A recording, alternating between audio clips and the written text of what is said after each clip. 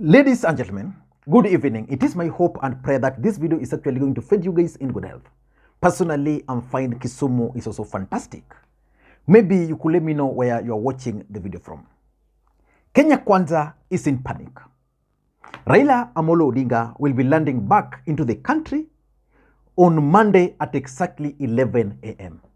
According to his spokesperson, Dennis Onyango, Raila Odinga will then head straight to Kamukunji Grounds, where he will address Kenyans and give details about how rigging took place in August 2022.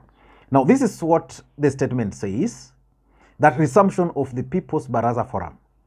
The Right Honorable Raila Odinga returns to the country on Monday, 23rd January 2023. He is expected to land at the Jomo Kenyatta International Airport at 11 a.m. Upon arrival, Mr. Odinga will proceed to the Kamukunji Grounds in Kamukunji constituency for a People's Baraza consultations with the public, where he will discuss recent disclosures by a whistleblower on the conduct of the 2022 general election. Mr. Odinga appeals to Kenyans to show up in large numbers at the Kamukunji Baraza in the interest of the country. Mr. Odinga has been out of the country for slightly over a week. He left the country on 13th January for South Africa. Dennis Onyango, Raila Odinga's spokesperson. That move by Raila Odinga is actually causing serious panic in Kenya Kwanza. In this video, I want us to look at why the move by Raila Odinga is worrying Kenya Kwanza.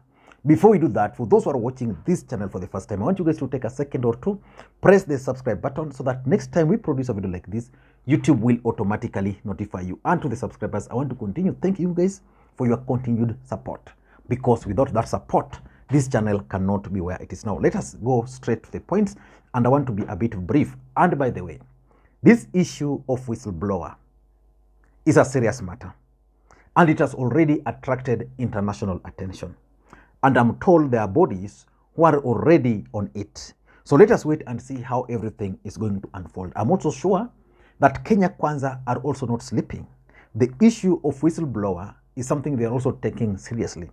Already I'm informed that they are looking for those who might have leaked some of these informations within IEBC. But why do you think the move by Raila Odinga is actually causing serious political headache for William Ruto? It's based on some of the questions which I want us to look at. Number one is, what information will Raila Odinga release?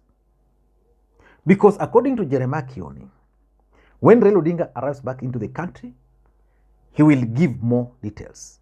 The whistleblower gave his account of what transpired. For example, he didn't explain, he didn't show any evidence. So what other additional information will Raila Odinga actually show the public? Is it possible that he has video evidence? Is it possible that he has Form 34As? Is it possible that he has audio recordings of IEBC officials? Is it possible? I'm not ruling out the possibility, because remember, Raila Odinga was in government, Uhuru was in government, and therefore there's even a chance that some of their sympathizers who are still in government might actually provide them with more information. So the Kenya Kwanza is worried because they don't know the kind of information, additional information, which Raila Odinga is planning to release. The second worry they have is whether Raila Odinga will actually be sworn in. There's been serious debate on what should happen. The other day, Wahome Tuku, who is one of Uhuru Kenyatta's bloggers, was very clear that Raila Odinga needs to be sworn in. If not, Musmukate. Again, the MCA for Korokocho, Matakwebo Bimba, Sir Absalom Odhiambo, a good friend of mine, the last man who saw Muguna boarding his plane, has also made it very clear that on that day, he will ensure that Raila Odinga is sworn in. Wewe unataka tuambie baba, kiwa South Africa tuko na imani na wewe. Tunataka ukuje Kenya, uende uapishwe kama rais wa 5 wa taifa la Kenya. Huwezi kuwa ulishinda mtu na 3 million down the line. Alafu mnasema ati William Ruto alishinda Raila Odinga na kura ngapi? Kura sijui 200,000, kura sijui 300,000. Hiyo ni ujinga na ushenzi. Kwa hivyo sisi kama MCS wa Nairobi tunasema namna hii. Baba akitoka South Africa na venye Kalonzo alisema jana, tunaenda kuweka mambo sawa sawa, taifa la Kenya likombolewe. Leo hii ukiangalia masuala ya Kenya, wananchi wanaumia. Unga bado iko juu, mafuta imepanda, na alafu nakuja kutuambia mambo ya bottom up. But what impact will Raila Odinga swearing in have? I don't think it will have much impact, but let us wait and see. But Kenya Kwanza is really worried at the possibility of Raila Odinga pursuing that swearing in, because at some point Raila Odinga last year told Kenyans that he was going to speak in January and that his supporters should relax because they are going to take back their victory. So I don't know how he's going to take it back, but swearing in is something which he can do, maybe as the people's president. I don't know, but I'm not sure, because the William Ruto we are seeing is different from Uhuru Kenyatta. But Kenya Kwanza is worried at the implication of Raila Odinga swearing himself in as people's president. The third question is, how will his supporters receive the information? If Raila Odinga will be able to demonstrate, for example, to his supporters that indeed these guys robbed me my victory and this is how they did it, how do you think the supporters will receive it? Will they support Raila Odinga? Will they rebel? Will they decide, okay, now liwe liwalo, ni mbaya mbaya? How will they receive it? Will they receive it positively or will they receive it negatively? If they will receive it positively, how are they going to react? If they'll receive it negatively, how will that impact on Raila Odinga? Will they tell Raila Odinga to just accept and move on? So let us wait until Monday, but that's one of the questions. The fourth question, which is also being asked, is, will the rally, that rally, and this is the major problem for Kenya Kwanza, will this rally trigger anti-Ruto movement, anti-Chebukati movement, anti-IEBC movement? Because the fact is, if Raila Odinga called this rally, it means he wants to do something. As a matter of fact, when he first called for the consultative barazas, the reception was so good. But then the American government and the British government intervened, and Raila Odinga had to push forward those rallies. He actually had to cancel because he had planned to have the parallel Jamhuri Day celebration. But will it trigger rebellion? Will it create the momentum? Because what Raila Odinga needs is a momentum. And just like I was saying in one of my videos, that William Ruto has actually fell into the trap. He has placed himself at the right place where Raila Odinga wanted him. So that right now they'll be spending most of their time trying to defend their presidency. But will it trigger a momentum? Remember, for Ruto to win the hearts of his supporters, he had to create a momentum, and he was able to sustain. Can this rally create a momentum for other rallies across the country, and what impact will it have on Kenya Kwanza? And the fifth question, which is also very, very important, is what about William Ruto's legitimacy? Raila Odinga is going to announce. Kenya Kwanza are saying, okay, go ahead, announce whatever you announce, but already we have the presidency.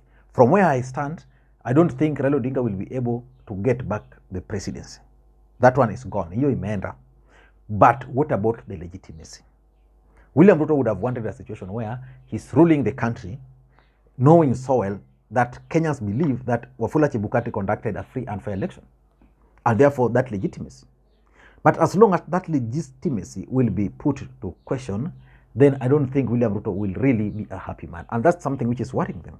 They needed the legitimacy to rule, so that when they go for the 2027 election, they'll tell Kenyans that, of course, we went for elections, tukawashinda fairly, and that's it. Now, if Raila Odinga will give credible information, then it definitely means that that legitimacy will be an issue. And number 6 is that Kenya Kwanza is worried because Raila Odinga's moves are actually attracting international attention.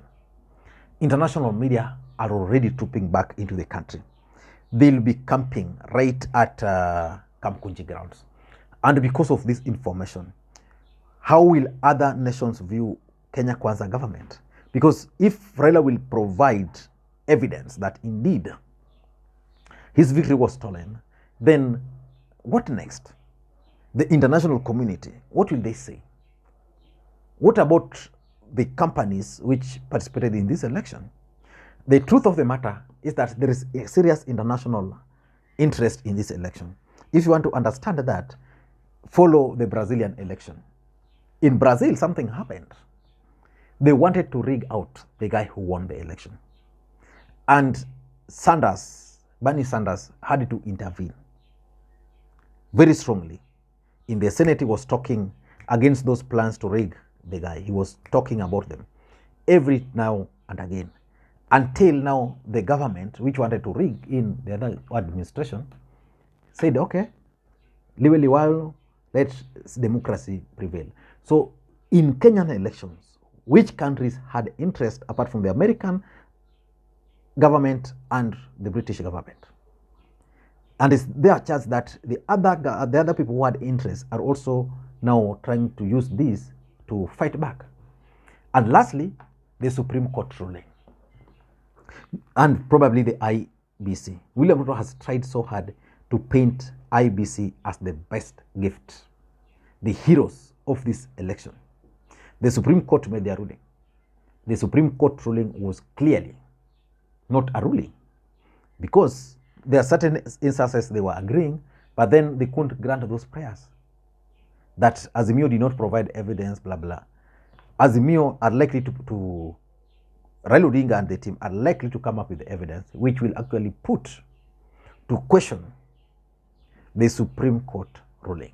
I don't know what you think, but let us wait for Raila Odinga to arrive on Monday. Probably I'll be in Nairobi, but not for that particular purpose. So I'll be able to really just try and follow up the whole event. I don't know what you think. That's my take. Thank you guys, and may you have a good day. Bye-bye.